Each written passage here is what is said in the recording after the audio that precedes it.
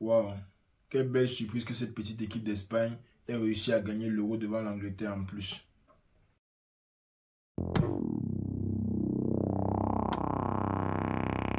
Yo les amis, j'espère que vous allez bien. On se retrouve pour le dernier débrief de l'Euro. L'Euro est fini, on va se reposer un peu. On attend le retour du Real en fait. Là maintenant, je suis même déjà fatigué de l'Euro, j'étais même déjà fatigué de tout ça. C'est enfin fini, on attend le retour du Real. Mais bon, l'Angleterre qui a perdu, quelle surprise, ils ont perdu 2-1 face à l'Espagne en finale. On fait le débrief comme d'habitude, mais avant bien sûr, n'hésitez pas à liker, vous abonner. J'ai quand même sorti peut-être 15 à 16 vidéos pendant cet Euro-ci, donc un petit abonnement. Ça prend même pas 5 secondes, abonnez-vous et on passe directement au débrief. Bon, l'Angleterre perd face à l'Espagne. Est-ce qu'on est surpris? Absolument pas. Est-ce que le match peut nous laisser croire que ça allait être un score différent? Pendant peut-être 15 minutes, oui. Pendant peut-être même 20 ou 25 minutes sur 90. Le match, on savait déjà à quoi s'attendre. On s'attendait à une équipe d'Espagne qui va dominer le ballon, qui quand elle ne va pas avoir le ballon, va presser. Et côté anglais, c'est une équipe qui, généralement, ils reviennent, ils sont très bas sur le terrain. Et ils jouent de là. Quand ils ont le ballon chez leur gardien, bizarrement, ils cherchent toujours à dégager. Je ne sais pas quelle obsession les gars ont avec dégager. On dirait qu'ils ne savent pas faire les passes pour ressortir le ballon. Peu importe la pression, parce que honnêtement, tu regardes les matchs de Ligue des Champions, tu vois le Real jouer. Moi, je peux dire que l'équipe d'Angleterre est au même niveau qu'une équipe comme le Real. Pas le football qu'ils proposent, mais pas le density et le depth que leur équipe a. Désolé. Donc, ouais, je peux dire que l'équipe de l'Angleterre, c'est un peu comme le Real parce qu'ils ont des joueurs bons. Ils ont des joueurs qui ont déjà prouvé au niveau du club. Ils ont littéralement une All-Star team ici. Ils arrivent dans le stade, ils n'arrivent même pas à te ressortir un petit ballon face à la pression. What are they doing? L'Angleterre, surtout le tournoi-ci, c'était un mélange de chance et de chance. Honestly, à part la chance, les gars ne faisaient rien de bon. Ils défendaient quand même, mais honnêtement, ils ont encaissé beaucoup de buts dans l'Euro-ci. Ils ont encaissé contre les Pays-Bas, je pense qu'ils ont encaissé contre la Slovaquie. Ils ont eu des buts de dernière minute qui ont dû les sauver. Défensivement, ce n'était déjà pas très solide.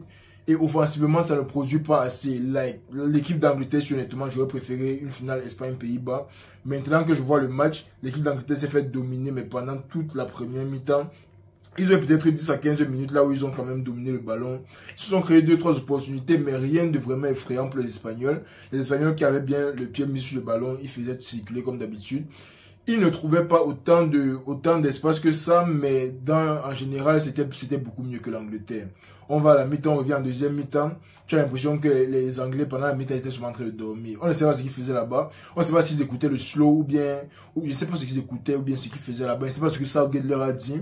Sorti de mi-temps, l'Espagne est en train de dominer l'Angleterre. L'Angleterre est nowhere to be found. Ils ne font que reculer, reculer, reculer. Et sur même la première phase qu'ils essayent de monter, déjà de faire monter le bloc, ils ne sont pas concentrés. Une passe à Carvalho, la passe en une touche là. Aïe, aïe, aïe. L'extérieur de Carvalho, c'était magnifique, les amis.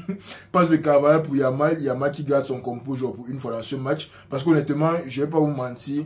Moi, il avait appelé dans ma tête Lamine Yagost. Parce que, honnêtement, la première mi-temps, Yamal n'a rien fait. On va se mentir. Yamal n'a rien fait la première mi-temps. Et ce n'est pas qu'on voulait se moquer de lui, mais pour un gars de 17 ans, il a déjà commencé à montrer qu'il est fort. Tu dois pull-up dans ce genre de match. C'est exactement ce qu'il a fait sur la passe de Carvalho là. Il prend le ballon, très belle, mais très belle passe pour Nico Williams. Nico Williams ne fait aucune erreur. Pour moi, honnêtement, c'est le joueur du tournoi. Yamal peut gagner Young Player of the Tournament si ça existe, mais pour moi, Nico Williams, c'est le vrai joueur du tournoi. Tout le tournoi, il a causé les problèmes à tout le monde qui était devant lui. Encore une fois, je dis Walker qu'il a oublié. Il est venu par derrière, magnifique plat du pied gauche. Et l'Espagne est off to go. À partir de là, il n'y avait no way que l'Angleterre revienne. Ils peuvent même revenir, mais vous allez encore encaisser. Non, votre seule issue, c'est sur les penalties. C'est comme si eux-mêmes ils savaient ça, honnêtement. De toute façon, les gars jouaient. C'est comme si eux-mêmes ils savaient ça. Mais même après le but, l'Espagne a continué de mettre la pression, Et c'est là que les 10 prochaines minutes de l'Angleterre sont venues. Ils ont eu leur phase, ils ont attaqué. Propre à Southgate aussi, bon. Pas propre à Southgate, mais il est en finale. Ils sont en train de perdre. Il doit faire un changement. Il a fait les bons changements. Il a mis Mainu à la place. Il a mis Palmer à la place de Mainu et Watkins à la place de Harry Kane. Et honnêtement, je vais vous dire un truc. Harry Kane, c'est un poison pour l'équipe-ci. Honnêtement, Harry Kane ne propose pas assez pour faire briller ses coéquipiers. Moi, je pense qu'il ne propose pas assez. Il n'est pas dans les déplacements, il est toujours dans le décrochage pour essayer de faire jouer les gens devant. C'est toi qui dois être devant, mon gars. Si eux, ils sont au milieu, toi, tu es attaquant, c'est parce que eux, ils savent faire les passes. Toi, tu sais tirer, ça entre. Donc, tu dois être devant. Tu dois pouvoir faire les efforts, là, courir, multiplier les courses encore et encore, même si le ballon n'arrive pas. Harry Kane ne fait pas tout ça.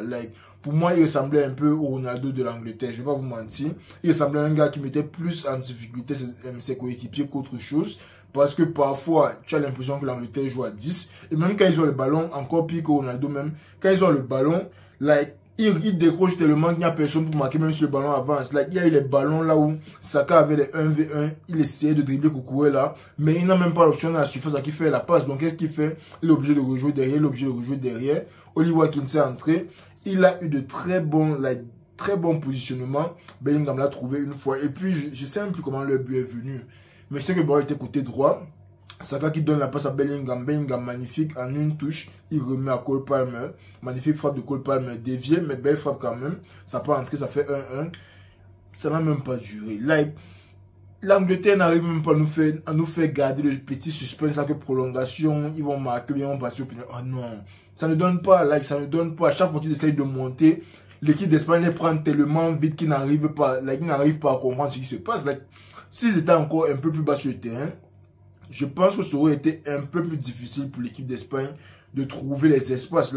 C'était clair que quand l'Angleterre défendait tous ensemble, les Espagnols essayaient de jouer dans les petits espaces, ce qui passait parfois, parce qu'ils ont la qualité technique, mais c'était beaucoup plus dur que quand les gars étaient spread out sur le terrain. Donc, at some point, tu as les All-Stars partout, ta défense ne vaut rien. What are you doing? Qu'est-ce que tu fais? Southgate. Maguire, il s'est blessé. Moi, je me dis que Maguire est blessé parce que Maguire, c'est un titan avec l'Angleterre. Et il aurait fait beaucoup de bien à la défense aussi. Gay, il a fait ses matchs. Mais en fin de compte, ça n'a pas suffi. En fin de compte, le but de Yamal c'est venu de son côté. Il n'a pas pu bloquer Yamal ou bloquer sa passe ou quoi que ce soit. Et de l'autre côté, l'Angleterre, honnêtement, déception du tournoi aussi avec la France. Je tiens mon mot jusqu'à la fin. Déception du tournoi. Ils ont seulement sorti un seul bon match. C'était le dernier match contre les Pays-Bas. À part ça, tous les autres matchs étaient nuls à chier. Le match même encore, c'était même intéressant parce qu'en face d'eux, il y avait une équipe qui leur mettait la pression. J'ai dit ça aussi pendant le match des Pays-Bas. En face, il doit y avoir une équipe qui te met la pression. On a mis la pression à l'Angleterre. Ils n'ont pas pu s'en sortir. C'est pas chaque jour que Bellingham va venir te marquer un ciseau à la dernière minute ou bien que l'autre là. Bref. Mais il y a une action aussi. L'action sur le corner, je crois, à la 92e, double sauvetage, mais Dani Olmo qui nous a sorti une Luis Suarez. Ah là là. Donc, dès que j'ai vu ça, non, j'ai pensé à Suarez si c'était un gars honnête dans sa vie, honnêtement. Parce que la tête de Dani Olmo, là, les gens vont peut-être faire une statue de lui seulement pour ça. Honnêtement, les gars vont faire une statue de lui seulement pour ça. L'Espagne qui a bien tenu, ils ont bien défendu, honnêtement. Rien à redire sur le tournoi de l'Espagne. L'Espagne qui était la meilleure des équipes. Ils ont montré ça dans la phase de plus, ils sont arrivés là, dans les phases d'élimination directe, et ils ont prouvé, ils ont mis leur truc à 100%. Et moi, j'ai envie de vous poser une question, soyons sérieux. Est-ce que l'Euro s'y met Carvalho dans la conversation du Ballon d'Or? Pas qu'il va gagner, there's no way. Moi, je suis même content que l'Espagne gagne comme ça, Bellingham, il va attendre un peu, Vinicius a trop travaillé. Mais est-ce qu'on peut mettre Carvalho dans la conversation du Ballon d'Or? Parce que maintenant que j'y pense, il a quand même gagné tout ce que Vinicius et Bellingham ont gagné. Il a marqué un nombre quand même, a sizable amount of goals, les plus importants aussi. Finale de Champions League, il y a une remontade là où il a marqué. Il y avait un match là où, contre Gironde, je pense, un magnifique volet pied gauche. Les passes D sont là, les buts sont là, l'activité là, la qualité dans le jeu est là. Si on se permet de mettre un Toni Kroos dans la conversation du Ballon d'Or, je suis désolé. Mais pour moi, Carvalho doit aussi être dans la même conversation là. Peut-être qu'il ne va même pas gagner. Il ne va probablement pas gagner parce que c'est un défenseur. On va regarder les stats des autres, on va regarder les dribbles, on va dire qu'ils ont fait une meilleure saison. Mais Carvalho doit être dans la conversation du Ballon d'Or là. Ça, dites-moi en commentaire si vous êtes d'accord. À part ça, Bellingham, gars, reviens au Real. À this point, reviens au Real. Je m'en fous de ce que tu fais avec l'Angleterre. Tu as mal joué là-bas, c'est ton problème. Reviens là où tu es bon. Reviens, tu joues. Tout ce que vous me venez là maintenant, c'est voir le Real jouer. Je suis fatigué des pays là. Ce sont même pas les pays africains. Tout ce que j'attends voir maintenant, c'est le Real jouer. Dites-moi ce que vous avez pensé du match, les amis. Dites-moi ce que vous avez pensé. Moi, j'ai trouvé que c'était un match pas mal.